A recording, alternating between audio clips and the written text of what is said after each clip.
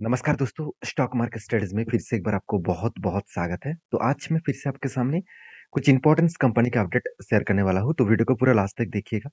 और अभी तक अपने चैनल को सब्सक्राइब नहीं किया तो ज़रूर कर लीजिएगा। कंटिन्यूअसली इन्फॉर्मेशन और अपडेट्स पाने के लिए इसी चैनल के ऊपर बने रहिएगा। तो चलो देख लेते हैं कौन-सा कंपनी है इस वीडियो के अंदर। फर्स्ट जो कंपनी है जिसके बारे में चर्चा करूँ, उसका नाम उज्जीवन स्मॉल फाइनेंस बैंक है। देखिए, उज्जीवन स्मॉल फाइनेंस बैंक जो एक छोटा-सा स्मॉल कैप टाइप सॉरी एक देखा जाए तो एक स्मॉल कैप टाइप कंपनी भी है, साथ ही साथ एक जो एनबीएफसी है देखा जाए तो एक बैंक है और वो जो बैंक के जो कैटेगरीज़ है, वो स्मॉल फाइनेंस कैटेगरीज़ से कंपनी पड़ देखने को मिलता है। तो उज्जीवन स्मॉल फाइनेंस बैंक के जो परफॉर्मेंस है, लास्ट कुछ फ्यू क्वार्टर्स में कंपनी का परफॉर्मेंस अच्छा देखने को मिला। जैसे 754 करोड़ था, उसके बाद देखिए सेल्स कम हो गया था, 645 करोड़ के आसपास। उसके बाद 993 करोड़ बना, उसके बाद 1391 करोड़ बना। इसका मतलब सेल्स में एक बहुत शानदार हाई ग्रोथेबल सिचुएशन देखने को मिला। तो ऐसे ही आप देखेंगे तो कंपनी का नेट प्रॉफिट वो भी इस कारण के वजह से ठीक-ठाक सेल्स बढ़ने के कारण, एक्सपेंस कम होने के कारण कंपनी के देखिए प्रॉफिटेबिलिटी जो नेगेटिव में था, वो बढ़ता हुआ देखने को मिले और 294 करोड़ से 328 करोड़ के आसपास देखने को मिले। और अभी इस कंपनी के जो नेट एनपीए है, वो कुछ परसेंटेज वाइज़ में बात करूँ, तो कंपनी का नेट एनपीए भी एकदम कम होता देखने को मिले। तो लगातार नेट एनपीए कम होते-होते एकदम ना के बराबर आ पहुँचे। तो इसका मतलब कंपनी के अच्छा खासा एक ग्रोथेबल सिचुएशन देखने को मिले, एक हाई लेवल का पॉजिटिवली मोमेंटम यहाँ पे देखने को मिलेगा। क्योंकि कंपनी का जब भी कोई एनपीए कम होता है, तो उसमें एक कंपनी का ग्रोथ बढ़ जाता है। क्योंकि मान के चलिए आपने ₹100 मार्केट में किसी को उधारी दिया।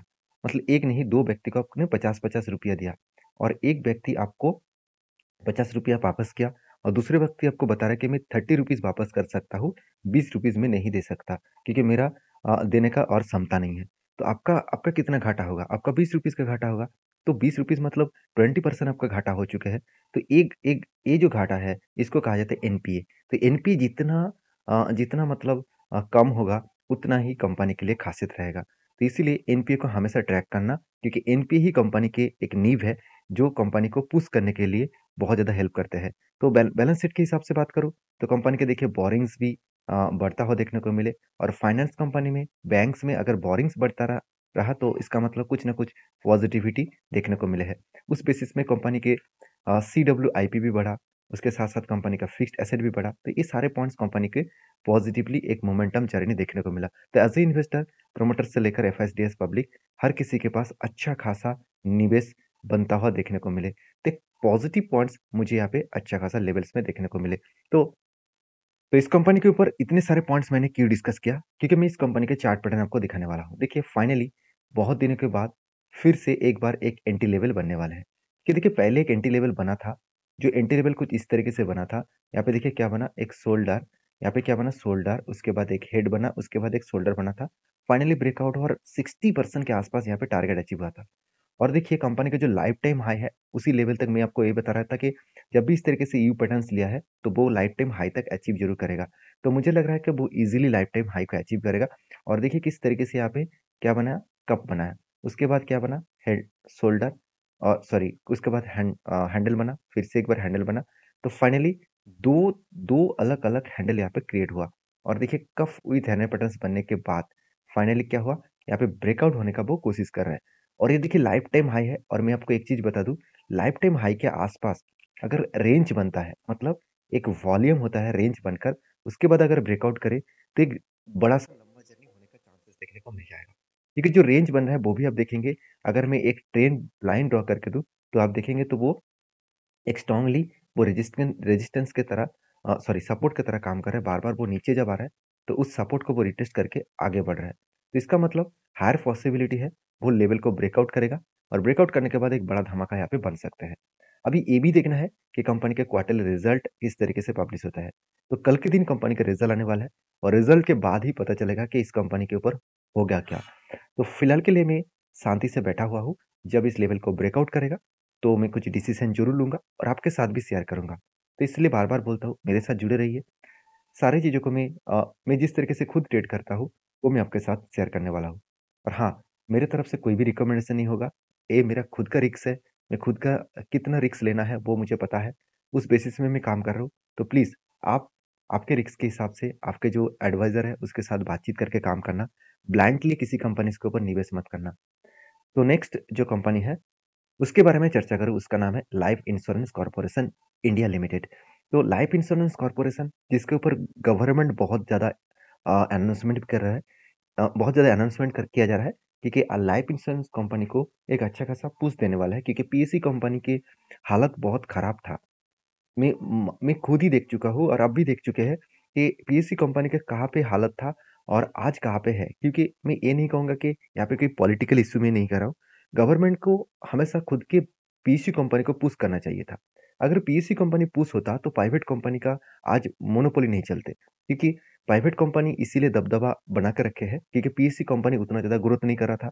तो इसीलिए एलआईसी के ऊपर भी बहुत बड़ा अनाउंसमेंट किया गया। अभी ऑनलाइन प्लेटफॉर्म भी लेके आ रहा है, जिसके माध्यम से वो ऑनलाइन के माध्यम से ही प्रीमियम और साथ ही साथ नया कस्टमर वो ऐड करेंगे। तो इस तरीके से कुछ प्लेटफॉर्म भी जल्द से जल्द आने वाला है। तो एलआईसी एक पुश होता देखने को मिले और इसका अच्छा खासा ग्रोथ भी देखने को मिले है। जैसे आरओसी आरओई बेस्ट देखने को मिले और पी रेशियो भी आपको सस्ते में देखने को मिले और उसके साथ साथ प्रोमोटर के पास होल्डिंग बहुत ज़्यादा है। अभी होल्डिंग को प्रोमोटर को बेचना पड़ेगा, तभी एक अच्छा खासा ग्रोथेबल सिचुएशन देखने को मिल सकता है। अभी देखिए इस कंपनी के जो क्वार्टरली रिजल्ट है, वो आप देखेंगे तो सेल्स में अच्छा खासा ग्रोथेबल सिचुएशन देखने को मिले। एक्सपेंस कंपनी कंट्रोल में रखे, उस बेसिस में कंपनी का नेट प्रॉफिट वो भी लगातार बढ़ता हुआ देखने को मिले।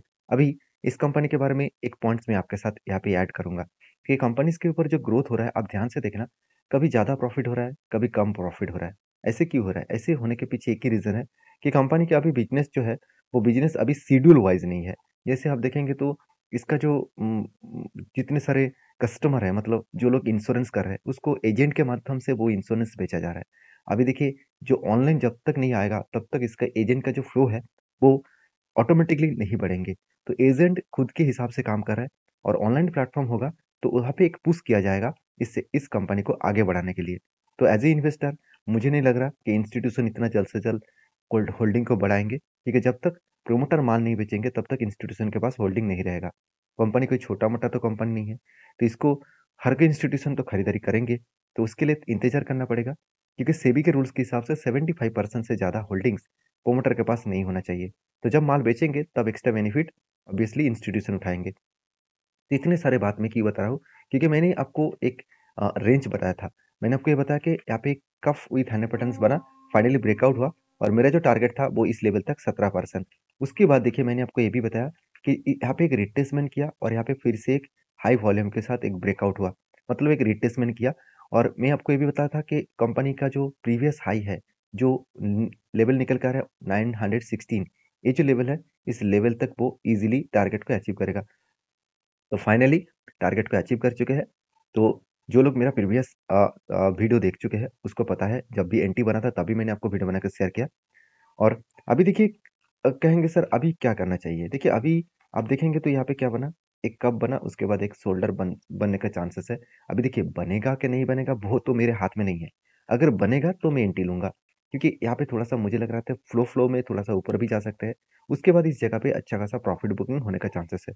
अगर प्रॉफिट बुकिंग हो तो यहाँ पे करेक्शन हो सकते हैं और उसके साथ-साथ एक शोल्डर भी बन सकते हैं। अभी देखिए बहुत सारे लोगों का ये भी कन्फ्यूज़न है, मुझे एक दोस्त ने कमेंट्स भी किए कि सर अगर कप बनने के बाद बहुत ऊपर चला गया, मान के चलिए यहाँ पे और कुछ कैंडल बन के ऊपर चला गया और उसके बाद रिवर्सल करके यहाँ पे फिर से एक शोल्डर पैटर्न बनाया, मतलब यहाँ पे ओवरफ्लो हो गया, उसके बाद आकर शोल्डर पैटर्न बने, तो क्या एंट्री लेना, क्या इस तरीके से पैटर्न्स के ऊपर काम करना चाहिए? हाँ बिल्कुल मैं काम करता हूँ, क्योंकि कितना ऊपर गया वो इंपॉर्टेंस नहीं है। यहाँ पे अगर नीचे अगर फिर से एक शोल्डर क्रिएट कर रहा है तो वो मेरे लिए एंट्री लेवल्स बन सकता है। तो बाकी आपकी क्या राय है जरूर मुझे कमेंट्स करके बताना। तो नेक्स्ट जो कंपनी है उसका नाम है MCX, multi commodity exchange of India. देखिए एमसीएक्स के बारे में एक ही बात मैं जरूर कहूंगा कि multi commodity exchange of India इस कंपनी के ऊपर एक पॉजिटिव पॉइंट जरूर है, क्योंकि देखिए जो लोग चाहते हैं कि मैं इंटरडे ट्रेड करूं और मैं डेली बेसिस ट्रेड करना चाहूँ, मुझे नॉलेज है मगर मैं ट्रेड करने के लिए मुझे टाइम नहीं मिल रहा है, तो वो इक्विटी में ट्रेड नहीं कर पा रहा है, तो उसके लिए एक ही ऑप्शन है, वो है कमोडिटी।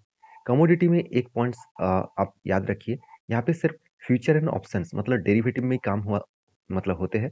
तो डेरिवेटिव सेगमेंट में काम करना मतलब आपको फ्यूचर एंड ऑप्शन में काम करना पड़ेगा, जहाँ पे आपको हाई रिस्क देखने को मिलेगा और हाई रिटर्न मिलने का भी कैपेबिलिटी देखने को मिलेगा।